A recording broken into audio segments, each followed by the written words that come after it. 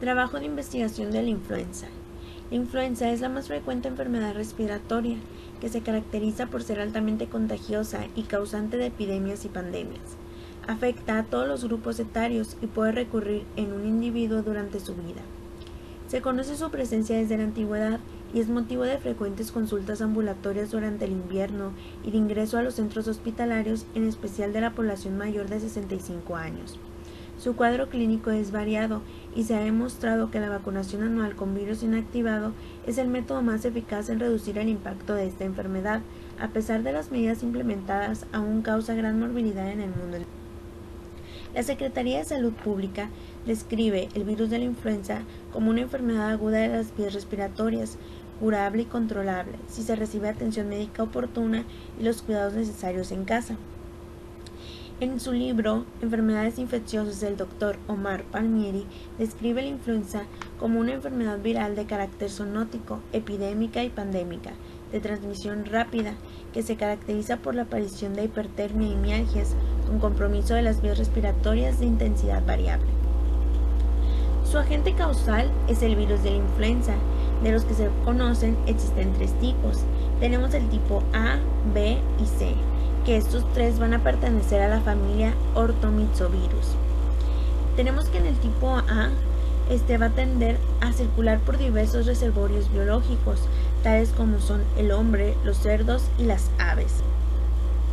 Los tipos A, pertenecientes a los linajes como linajes humanos VIH, linaje aviar VIA, porcino VIAP. Estos subtipos, causantes de las grandes pandemias y epidemias estacionales humanas, epizootías, enzootías y zoonosis, tendiendo a variar constantemente en el tiempo. El virus va circulando por todo el globo terráqueo. ¿A través de qué? Bueno, va a circular a través de las migraciones humanas, de las migraciones de animales, favorecidas por la globalización, la pobreza, el hacinamiento, los conflictos sociales, el cambio climático y otras cosas más. Hace referencia el doctor Fernando Ozores. Los tipo VIA infectan especialmente lo que son las células del epitelio ciliado del tracto humano. ¿A través de qué? A través del contacto que tenemos entre personas, como pueden ser esos aerosoles que producimos durante el estornudo o cuando estamos hablando, o simplemente por la misma respiración, generando así enfermedades respiratorias, que la mayoría de estas enfermedades serán altamente transmisibles. Historia de la influenza. El término influenza fue introducido en el siglo XV durante la Edad Media y se le atribuye al Papa Benedicto XVI para describir epidemias que eran atribuidas a las influencias astrales, derivando de la palabra latina influentia. Se dice que desde el siglo 400 a.C., en los escritos médicos griegos, como en el libro 4 de las epidemias, ya era posible encontrar referencias hechas por Hipócrates de lo que podría ser una enfermedad similar. La primera pandemia claramente registrada se originó en Asia en el año de 1580.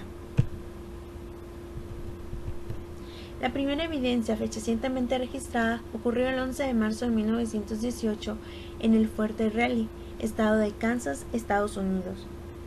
En términos generales podemos afirmar que desde la aparición del VIH-H1N1 en 1918, el genoma de los diferentes cuatro circulantes han tenido patrones congruentes, pudiéndose realizar líneas filogenéticas. El 15 y 17 de abril del 2009 se detectó un nuevo virus de origen porcino, capaz de infectar a humanos. Este virus fue determinado tardíamente nuevo virus de la influenza AH1N1. En marzo del 2009 se reportaron en México, Veracruz, Comunidad La Gloria, en una granja de cerdos donde se criaban anualmente alrededor de 1 millón de cerdos, hubo un brote de enfermedades respiratorias, que éstas culminaban con neumonía y bronconeumonía. El 25 de abril del 2009, la Organización Mundial de la Salud, OMS, informa al mundo sobre la epidemia causada por el virus de la influenza AH1N1, de origen suino, notificado primero por Estados Unidos en 2 niños al sur de California, el día 28 y 30 de marzo, casi paralelamente por México, calificándolo de tipo emergencia de salud pública de importancia internacional. bajo el Reglamento Sanitario Internacional, escrito en el Acta Med-Per 2009. Síntomas y signos de la cefalea de tipo holocráneo, junto con ella ocular, que está el dolor de los músculos oculares. Se va a presentar cuando nosotros solicitemos al paciente que mueva los ojos de izquierda a derecha, lo cual va a estar asociado a fotofobia. Fría y húmeda a ratos, Piel con piloerección, de mala perfusión periférica. será fría y húmeda a Fiebre ratos, de grado con signos variable. de mala perfusión En caso de ausencia de fiebre, debido a fiebre de grado variable. En caso de ausencia de mayor fiebre, frecuencia debido a cardíaca. que se esté ingestando Odontalgia, antipiréticos, dolor de toda la arcada suele dental observarse superior. mayor frecuencia cardíaca. Odontalgia. Esta va a ser el dolor de toda la arcada dental superior. Rinorrea. Se presentará muy a menudo. Disfonía, muy rara, puesto que tenemos unos receptores de ácido ciálico en la laringe. Su compromiso será poco frecuente. En la vía aérea Odinofagia. se observa con frecuencia. Artragia, grado mayor que es al dolor de la esperado. articulación, Al examinar la y ardor faringe traqueal, congestiva. que es Artragia, tan dolor de frecuente en la articulación. influenza que su Ardor presencia traqueal. debe hacer sospechar El la ardor enfermedad. traqueal es tan frecuente en la influenza que su presencia debe hacer sospechar la enfermedad. El tratamiento. El manejo de los pacientes con influenza en la mayoría de los casos no requiere de medidas especiales, solamente requiere manejo sintomático, como lo son el aislamiento, la hidratación, alimentación liviana y control de la fiebre. En cuanto al uso de antivirales basados en la inhibición de la neuraminidasa, como son oseltamivir y zanamivir, que estos van a ser indicados a pacientes con la enfermedad confirmada o con sospecha diagnóstica. La medida de prevención más eficaz es la vacuna. Son virus inactivados. Se recomienda que toda la gente se vacune, pero principalmente los grupos de riesgo, como los adultos mayores de 65 años y niños de 6 a 23 meses de edad. ¿Cuál es la importancia de la influenza en la medicina preventiva? Su importancia, más que nada, es que al ser una patología contagiosa es muy fácil de que se transmita principalmente de persona a persona a través de esas partículas que quedan suspendidas en el aire después de que un enfermo con gripe tose, habla o estornuda. Así también la infección puede producirse a través de la manipulación de objetos que permanecen en contacto directo con personas enfermas, por lo cual es aquí donde entra la medicina preventiva, ya que es una enfermedad que puede ser evitada, curable y...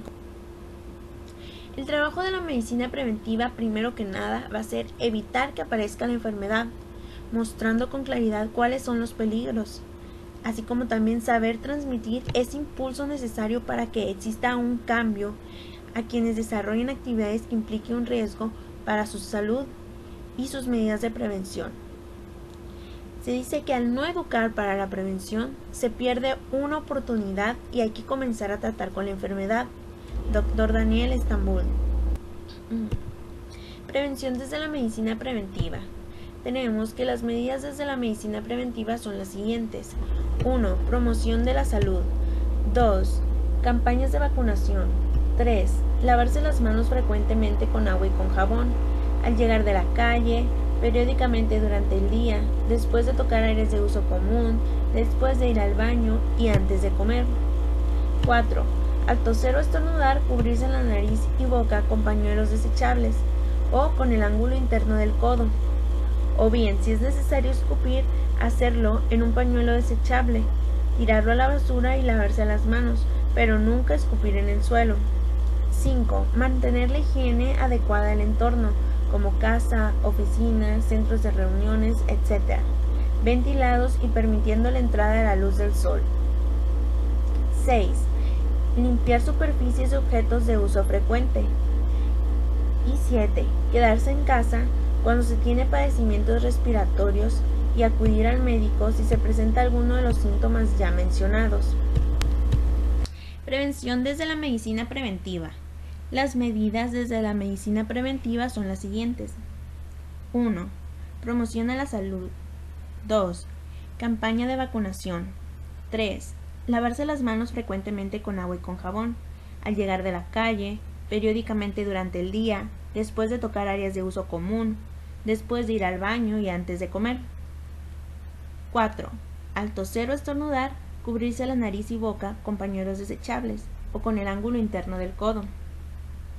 Si es necesario escupir, hacerlo con un pañuelo desechable, tirarlo a la basura y lavarse las manos. Nunca escupir en el suelo. 5. Mantener la higiene adecuada del entorno, casa, oficina, centros de reuniones, etc., ventilados y permitiendo la entrada de luz del sol. 6. Limpiar superficies de objetos de uso frecuente. Y 7. Quedarse en casa cuando se tiene padecimientos respiratorios y acudir al médico si se presenta alguno de los síntomas ya mencionados. Grupo de población más vulnerable. Tenemos que según la CDC, Centro de Control y Prevención de Enfermedades, los grupos más vulnerables son pacientes inmunodeficientes o bajo tratamiento inmunosupresor, niños entre 6 meses a 4 años y adultos mayores a 65 años de edad, embarazadas que estén cursando su segundo y tercer trimestre de gestación, así como también pacientes con VIH, niños o adolescentes que estén bajo terapia prolongada con ácido acetil salicílico o pacientes con enfermedades metabólicas e insuficiencia renal. Como conclusión tenemos que los diferentes virus de la influenza, tanto de los linajes humanos, aviares y porcinos, constituyen una amenaza permanente para la salud y estabilidad social del mundo. Sigue siendo un problema de salud mundial con graves niveles de morbilidad y la manera más eficaz hasta el momento de combatirla es la medicina preventiva, como con su medida de prevención más eficaz que es la vacuna. Es mucho más que necesario hacer conciencia de modo que la gente sepa el peligro de la gripe y sus complicaciones, y los que estén al contacto con este peligroso virus reciban la vacuna y el tratamiento adecuado para evitar así complicaciones. Se debe de prevenir a las personas sobre su sensibilidad a la gripe y la enfermedad que ésta puede causarle. Muchas gracias.